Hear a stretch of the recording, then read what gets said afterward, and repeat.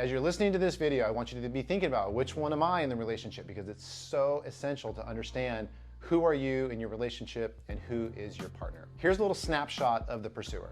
Okay, so the pursuer feels anxious in relationships when there's not enough closeness. They're the type of person in relationship that wants to be connected more, wants to talk more, wants to engage more, maybe wants to have sex more.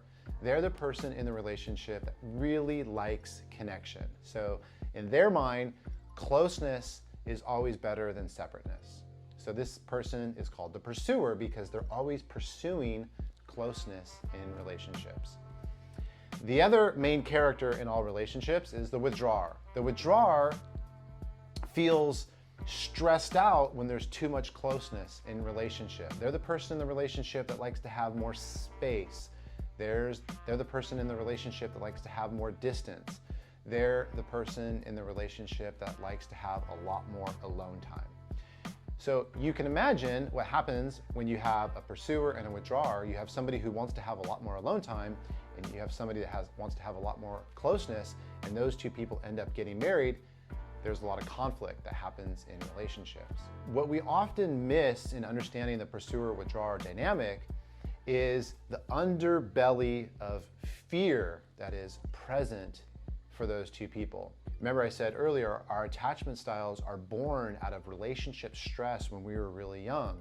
So the pursuer, for example, might have felt far from their caregivers, and out of that sense of feeling far away, they might have reached for more closeness. Or the withdrawer might have felt more smothered by their caregivers. They might have felt more like there was a greater sense of intensity of love, and so they felt like they had to kind of get away to find their own space.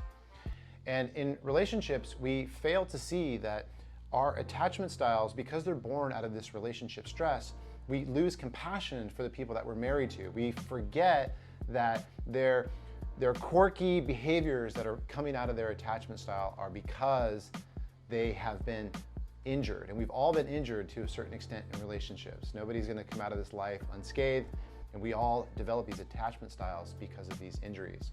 Okay, so this is what I want you guys to think about. I want you guys to think about, who are you in the relationship? Which character are you? Are you the pursuer, or are you the withdrawer?